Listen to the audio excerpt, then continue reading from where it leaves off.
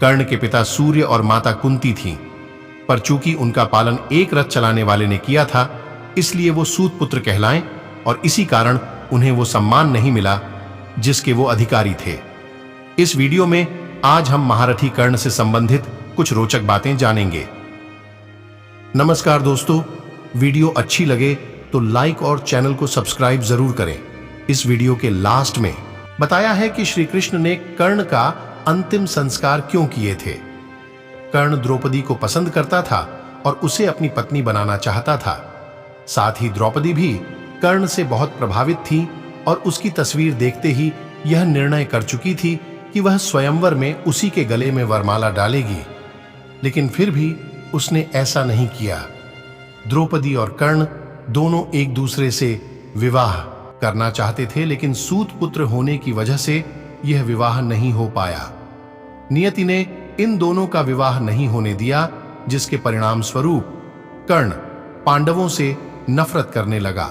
द्रौपदी ने कर्ण के विवाह प्रस्ताव को ठुकरा दिया क्योंकि उसे अपने परिवार के सम्मान को बचाना था। क्या आप जानते हैं, द्रौपदी के विवाह प्रस्ताव को ठुकरा देने के बाद कर्ण ने 2 विवाह किए थे। चलिए आपको बताते हैं किन हालातों में किससे कर्ण ने विवाह किया था। अविवाहित रहते हुए कुंती ने कर्ण को जन्म दिया था। समाज के लांछनों से बचने के लिए उसने कर्ण को स्वीकार नहीं किया। कर्ण का पालन एक रथ चलाने वाले ने किया, जिसकी वजह से कर्ण को सूतपुत्र कहा जाने लगा। कर्ण को गोद लेने वाले उसके पिता आदिरथ चाहते थे कि कर्ण विवाह करे।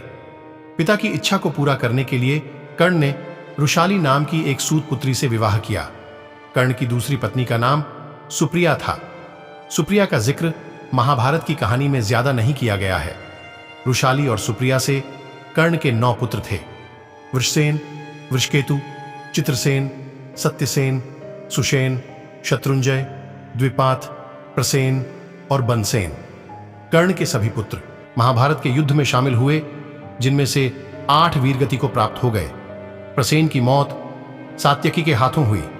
शत्रुंजय, वृषसेन और द्विपात की अर्जुन, बनसेन की भीम, चित्रसेन, सत्यसेन और सुषेन की नकुल के द्वारा मृत्यु हुई थी। वृषकेतु एकमात्र ऐसा पुत्र था जो जीवित रहा। कर्ण की मौत के पश्चात उसकी पत्नी रुशाली उसकी चिता में सती हो गई थी।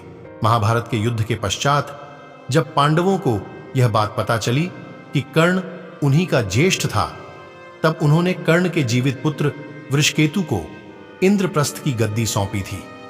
अर्जुन के संरक्षण में वृषकेतु ने कई युद्ध भी लड़े थे। जब कर्ण मृत्युशैया पर थे, तब कृष्ण उनके पास उनके दानवीर होने की परीक्षा लेने के लिए आए। कर्ण ने कृष्ण को कहा कि उसके पास देने के लिए कुछ भी नहीं है। ऐसे में कृष्ण ने उनसे उनका सोने का दांत मांग लिया। कर्ण ने अपने समीप पड़ी पत्थर को उठाया और उससे अपना दांत तोड़ेज कर कृष्ण को दे दिया। कर्ण ने एक बार फिर अपने दानवीर होने का प्रमाण दिया, जिससे कृष्ण काफी प्रभावित हुए। कृष्ण ने कर्ण से कहा कि वह उनसे कोई भी वरदान मांग सकते हैं। कर्ण ने कृष्ण से कहा कि एक निर्धन सूत पुत्र होने की वजह से उनके साथ बहुत छल हुए हैं। अगली बार जब कृष्ण धरती पर आएं, तो वह पिछड़े वर्ग के लोगों के जीवन को सुधारने के लिए प्रयत्न करें। इसके साथ कर्ण ने 2 और वरदान मांगे। दूसरे वरदान के रूप में कर्ण ने यह मांगा कि अगले जन्म में कृष्ण उन्हीं के राज्य में जन्म लें, और तीसरे वरदान में उन्होंने कृष्ण से कहा कि उनका अंतिम संस्कार ऐसे स्थान पर होना चाहिए जहां कोई पाप ना हो। पूरी पृथ्वी पर ऐसा कोई स्थान नहीं होने के कारण कृष्ण ने कर्ण का अंतिम संस्कार अपने ही हाथों पर किया। इस तरह दानवीर कर्ण मृत्यु के पश्चात साक्षात वैकुंठ धाम को प्राप्त हुए।